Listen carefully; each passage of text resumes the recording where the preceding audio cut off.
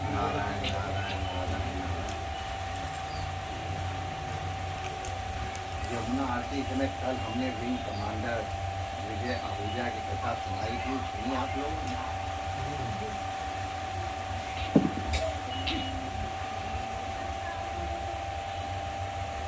हमको महाराज जी ने कहा था कि आप इसमें पढ़ लीजिए, तो जितने काफी लोग हमको आपको रोज दर्शन का आशीर्वाद मिल जाए, लेकिन दिखाई पड़ गया आपको, लेकिन फिर भी बहुत पसंद हमको, बहुत पसंद।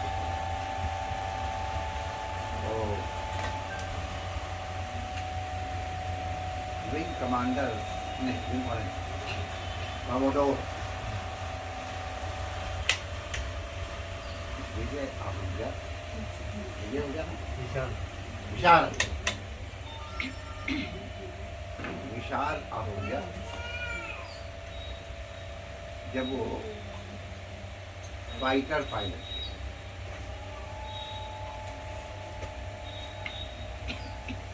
तो किसी कम्बैट में गए थे, कम्बैट माने युद्ध हो रहा था विमान का, तो उन्होंने राष्ट्र की ओर से बहुत अच्छी सेवा करके दिखाई, और अंत में उनके प्लेन को, फाइटर प्लेन को एक मिसाइल लग गई और विमान ध्वस्त।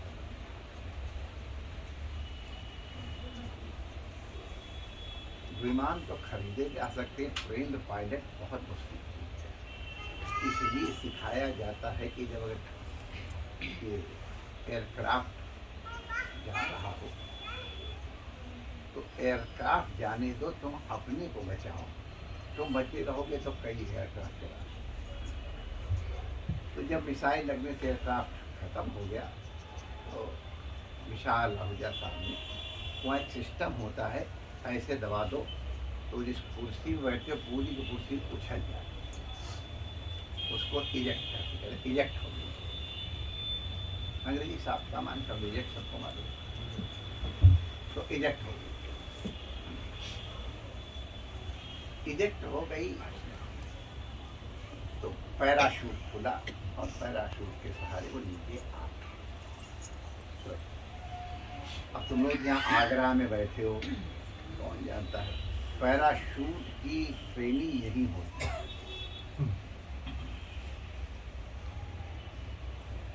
पैराशूट बांधने की कला थोड़ी जटिल है, लोगों को अब लोग करने लग गए हैं, इसलिए हो जाता है, लेकिन पैराशूट लपेटना कोई आसान काम है। तो लपेटा होता बहुत बड़ा भाग नहीं हो सकता है, और जब ऊपर से आए तो इतनी दूर तक वो नहीं खुलेगा, और उतनी दूर आने के बाद फिर फट ऐसे करके खुल जाता है। तो ऊपर से जब गिरते बड़ी तेजी गिरते हैं, और बाद में जब पैराशूट खुल जाता है तब स्लोली धीरे, तो इतनी तेजी से आ रहे हैं, और acceleration due to gravity, Hindi में क्या बोलेंगे इसको? Acceleration due to gravity, acceleration due to gravity.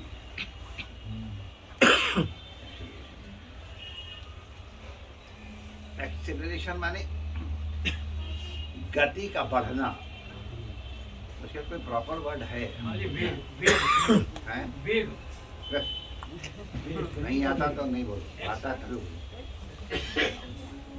तो मैंने एक्सेलरेशन को त्वरण कहते हैं क्या? त्वरण कहते हैं, त्वरा से त्वरण बढ़ता है। तो एक सेकंड में कितना स्पीड बढ़ती है उसको त्वरण क्या कहते हैं?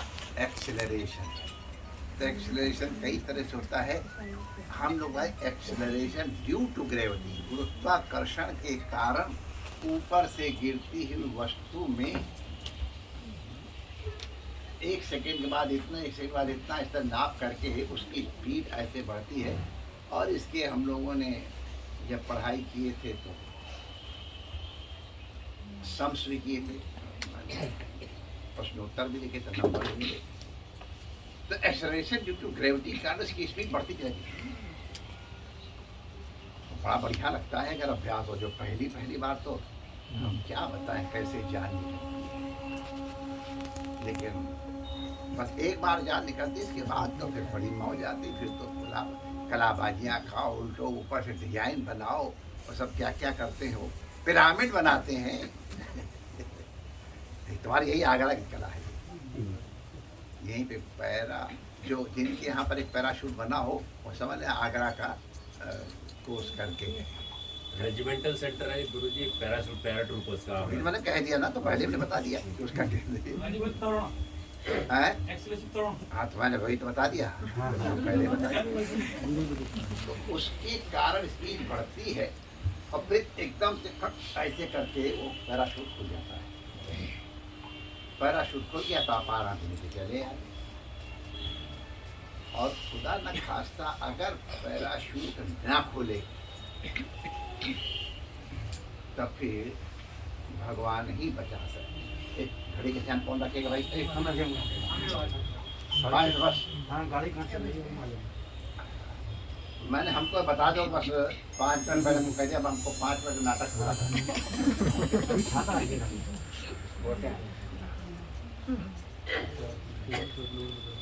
तो अगर वो न खुले पैराशूट तो आदमी का जीवन खत्म हो गया।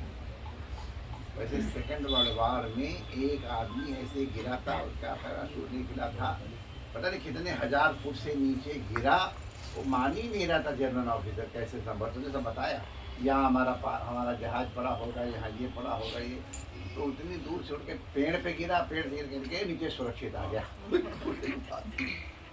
जाको राकेश साई अब बात अलग। अदरवाइज अगर पैराशूट ना खुले तो आदमी मरेगा। तो पैराशूट लपेटने वाले की बड़ी ट्रेनिंग होती है, बड़ी कराधानी। तो विशाल कमांडर विशाल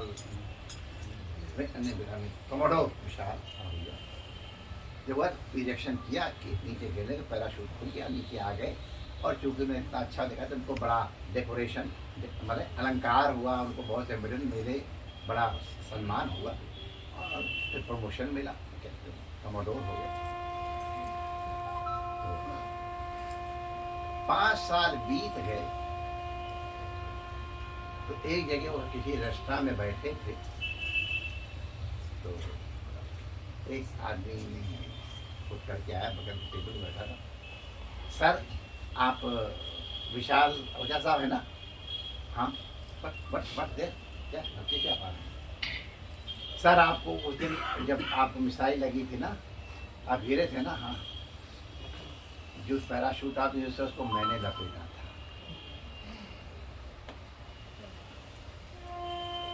विशाल आहूजा ने कहा उसको हमने न जाने कितनी बार देखा होगा, लेकिन इसने हमारे जीवन रक्षा का उपाय किया था, ये कभी ध्यान नहीं, अप्रिशिएट नहीं किया। जब बता दिया तो उसने अप्रिशिएट किया। तुमने मेरे जीवन रखे, thank you so much my dear. उसकी पत्नी ने भी धन्यवाद। इसी तरह हमारे जीवन में न जाने कितने लोगों ने हमारे बचने के, हमारे बढ़ने के कितने कितने साधन किए हैं, हम कभी उनको धन्यवाद नहीं देते। किसी ने कोई प्रोत्साहन के शब्द कह दिए, किसी ने धीरे से उनको मुस्कुरा ही दिया, किसी ने SMS भेज दिया, किसी ने कोई स्टोरी भेज दी। ये तो भाई और हमारे सामान और भी किस तरह से सोचो, हमने कितनों को थैंक यू कहा है। कृतज्ञता बहुत बड़ी बात है। हम ईश्वर के लिए भी कृतज्ञ हैं। प्रभु तुमने हमको क्या नहीं दिया। आज सवेरे किसी को से कह रहा था, हमने कहा माई डियर, तुमको जो मिल रहा है इस समय, इसके लिए लाखों लाखों लोग तरस रहे हैं। तुम अपने से ऊंचे को देख रहे हो। मारुति 1000 वाले बड़े मौज से रह रहे थे और उनके पड़ोसी ने कोई ऐसे नाम एक गाड़ी चली थी, फिर बहुत दिनों चली नहीं।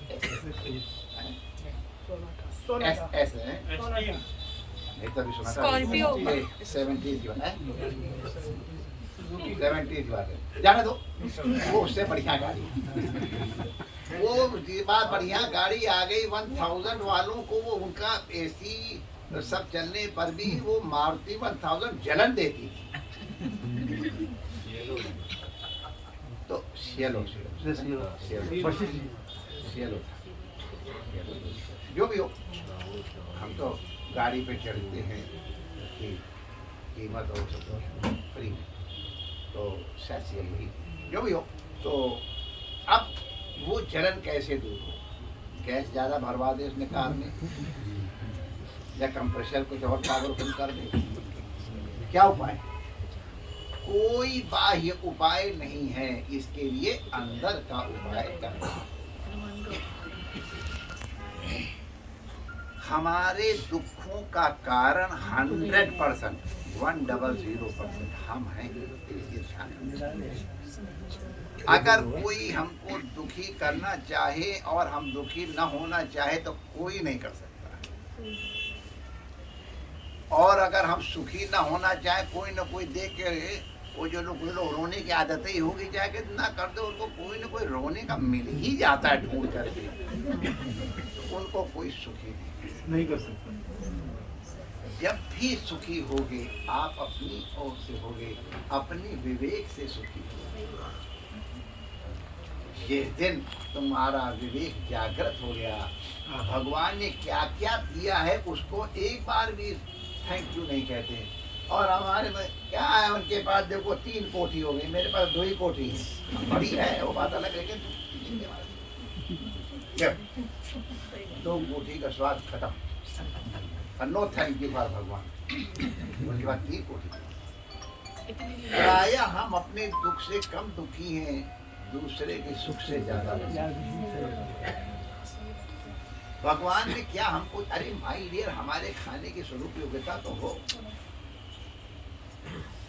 जी हमको ऐसा बढ़िया परोठा खिलाते थे, मक्खन डाल करके, और हम वंस अपॉन टाइम, अब तो हम अभी भी छोड़ते नहीं करते,